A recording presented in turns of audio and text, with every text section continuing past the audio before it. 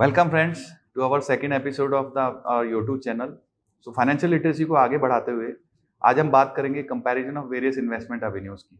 हम इंडिया में भारत में कौन कौन से इन्वेस्टमेंट्स में निवेश कर सकते हैं। तो हम लोग शेयर्स में लगा सकते हैं, हम लोग बैंक में रखते हैं पैसा, हम लोग रियल एस्टेट मतलब प्रॉपर्टी में लगाते हैं, हम लोग गोल्ड सिल्वर धातुओं में लगाते हैं, LIC लेते हैं, हम लोग फिक्स डिपॉजिट बैंक में लगाते हैं। इसके अलावा पोस्ट ऑफिस की कुछ स्कीमें हैं जैसे NSC, PPF, RD, MIS, इनमें लगाते हैं। मनी लेंडिंग, हम लोग मनी लेंडिंग मतलब पैसा भी बाजार में देते हैं। और आखिर में मैं बोलूँगा म्यूचुअल फंड्स, उसमें भी हम लोग निवेश करते हैं। जब भी हम कोई पैसा बाजार में किसी भी इन्वेस्टमेंट्स में लगाते हैं तो हमको ये पता होना चाहिए कि उस पैसे उस इन्वेस्टमेंट के फीचर्स क्या हैं। तो आज हम फीचर्स डिस्कस करेंगे। तो जैसा कि हम देख पा रहे हैं, सबसे पहले ये जो थर्ड लाइन है, सेकंड लाइन है लिक्विडिटी की।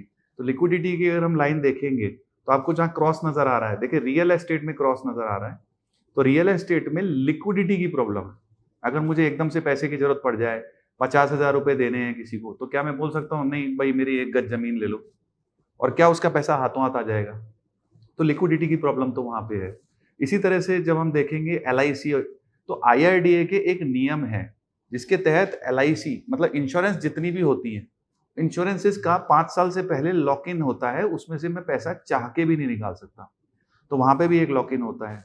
अगर मैं बोल रहा हूं कि ये फीचर्स हैं, अच्छा या बुरा नहीं है, लेकिन ये फीचर तो है। तो अगर मेरे को लिक्विडिटी की जरूरत ज्यादा है तो फिर मैं इन इन्वेस्टमेंट में शायद ना लगा पाऊँ। पोस्ट ऑफिस की जितनी स्कीमें हैं, चाहे फिर वो NSC हो, चाहे PPF हो, चाहे RD हो, उसमें 6 साल 15 साल 5 साल 6 साल का लॉक इन रहता है। मनी लेंडिंग में हमने लिखा है डिपेंड। मनी लेंडिंग में डिपेंड लिखा हुआ है। तो डिपेंड का मतलब क्या होता है कि अगर मैंने किसी को पैसा उधार दिया और उसने बोला कि भाई साहब मैं 2 महीने बाद दूंगा या 15 दिन बाद दूंगा, तो कहीं ना कहीं वो सामने वाला जो होता है उसके ऊपर हम लोग डिपेंडेंट हो जाते हैं। हम केस भी करते हैं तो कानून भी हमको कुछ समय बाद ही पैसा दिला पाएगा। तो इसलिए मनी लेंडिंग में भी डिपेंड है, तो लिक्विडिटी की कहीं ना कहीं उसमें भी प्रॉब्लम हो सकती है। आखिरी, तो ये जो एवेन्यूज हैं इसमें हमको देख के पैसा लगाना चाहिए। अब अगर हम फिफ्थ लाइन पे देखते हैं, टैक्स फ्री की जो लाइन है, ये कौन कौन से पैसे टैक्स फ्री होते हैं। तो टैक्स फ्री एक फीचर है जिनको थर्ड स्लैब में जिनकी इनकम आती है, जो सैलरीड पर्सन है थर्ड स्लैब में आते हैं, या बिजनेसमैन जो थर्ड स्लैब में आते हैं, उनके लिए टैक्स बहुत ज्यादा इंपॉर्टेंट हो जाता है। सो टैक्स में अगर हम लोग देखेंगे तो सबसे ऊपर ही ऊपर शेयर्स है, जिसमें अगर 1 साल से पहले मैंने उनको बेचा तो वो मेरी इनकम में जुड़ जाएगा। लेकिन अगर 1 साल के बाद मैंने बेचा तो उस पर मेरे को सिर्फ 10% ही टैक्स देना पड़ेगा। इसके अलावा आप देखेंगे 5वें नंबर पे जब मैंने इंश्योरेंस लिया है, तो जितनी भी इंश्योरेंस स्कीमें हैं जिनमें आपने इंश्योरेंस जो ले रखा है वो 10 गुने से ज्यादा अगर ले रखा है, तो आपका पैसा आते समय टैक्स फ्री होगा। हालांकि इसमें एक बात भूलने वाली नहीं है कि अगर 1 लाख रुपए से ऊपर आपका पैसा आता है तो उस पर LIC ऑफ इंडिया को 1% TDS काटना पड़ता है। इसके अलग हम आगे जाएंगे तो PPF का जो ब्याज होता है वो भी इंटरेस्ट से एग्जेम्प्ट होता है। तो ये चीजें हम लोग के लिए इंपॉर्टेंट है। 5वीं लाइन जो है वो ATC की है। तो ATC की जो लाइन कहती है कि ATC हम लोग टैक्स की बचत के लिए लगाते हैं। 1.5 लाख रुपए की लिमिट है। तो ATC की जो 1.5 लाख की लिमिट है उसमें अगर हम देखने जाएंगे तो उसमें हम लोग ये देख सकते हैं कि किसमें सबसे ज्यादा लॉक इन है और किसमें सबसे कम लॉक इन है। तो सबसे ज्यादा लॉक इन अगर हम लोग देखेंगे तो कहीं ना कहीं PPF में 15 साल का लॉक इन रहता है प्रैक्टिकली। और सबसे नीचे जो म्यूचुअल फंड है, म्यूचुअल फंड में 3 साल का लॉक इन रहता है। तो ये बहुत ज्यादा इंपॉर्टेंट है कि हम लोग ATC का भी देखते जाए। सो अब हम बात करेंगे कि आर यू फाइनेंशियली फिट। तो सबसे पहले जब फाइनेंशियल लिटरेसी की बात आती है तो हम लोग फाइनेंशियली फिट देखेंगे। जैसे कि हम लोग रोज सुबह योगा व्यायाम ये सब करते हैं जिससे हम लोग की बॉडी फिट रहे, इसी तरह से हमारे फाइनेंस में क्या हम फाइनेंशियली फिट हैं ये देखेंगे। तो उसके लिए 10 पॉइंट है जो मैं आपको बताना चाहूंगा। फर्स्ट है, do you have a financial plan in place. क्या आपका फाइनेंशियल प्लान इन प्लेस है?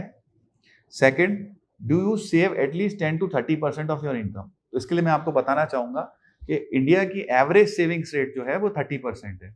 तो क्या आप कम से कम 30%, या अगर किसी की इनकम ज्यादा है तो वो 40%, 50%, 60% तक बचा सकता है, तो एटलीस्ट आप क्या 30% बचा रहे हैं।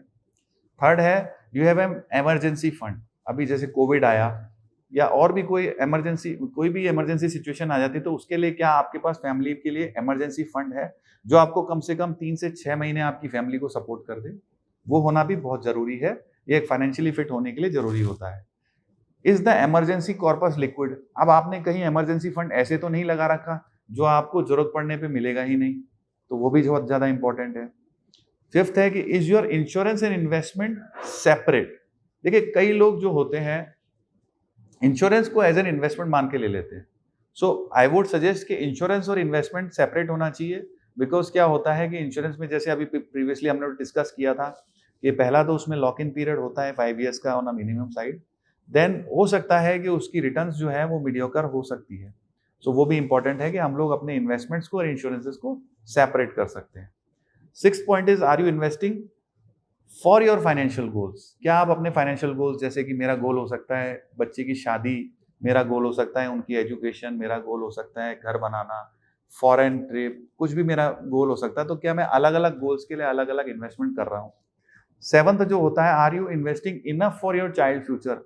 बच्चों की पढ़ाई में काफी पैसा लगता है और उनके लिए आपको शुरू से ही जोड़ना पड़ता है। बाद में जाके अगर सोचेंगे तो शायद हम लोग वो एजुकेशन ही नहीं दे पाएंगे, तो वो भी बहुत ज्यादा इंपॉर्टेंट है। Eighth point can be, if is your portfolio balance? देखिए, बहुत ज्यादा इक्विटी और बहुत ज्यादा डेट, दोनों ही अपने आप में खराब है, क्योंकि अगर डेट बहुत ज्यादा होगा तो आपको महंगाई से लड़ने की क्षमता नहीं मिलेगी, आपकी वेल्थ क्रिएशन नहीं हो पाएगी। वहीं अगर इक्विटी आपका प्रोपोर्शन बहुत ज्यादा है तो आपका पोर्टफोलियो हमेशा बहुत ज्यादा रिस्की रहेगा। सो एक बैलेंस पोर्टफोलियो हमेशा लाभदायक होता है। Do you have adequate life insurance? This is my ninth point. देखिए, लाइफ इंश्योरेंस जिंदगी में बहुत ज्यादा जरूरी है। लाइफ इंश्योरेंस, लेकिन मैं ये बोलूंगा कि प्योर रिस्क या जिसको टर्म इंश्योरेंस कहते हैं।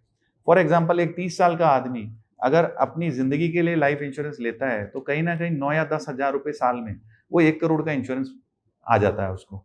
तो एक अच्छा term plan, pure risk insurance मुझे जरूर लेना चाहिए फैमिली में।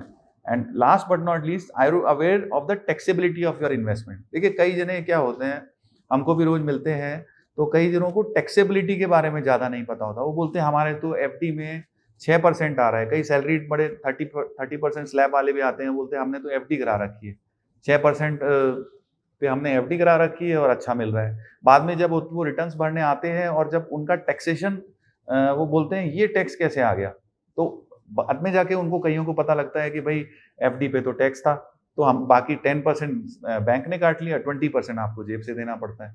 सो आई वुड सजेस्ट कि 6% में से अगर 30% चला गया तो 6 3 जा 18, मतलब हाथ में कितना बचा आपके पास, तो वो 4.20% ही बचा। So that is very important कि आफ्टर टैक्स सरकार को देने के बाद जो बचता है वो मेरी इनकम है।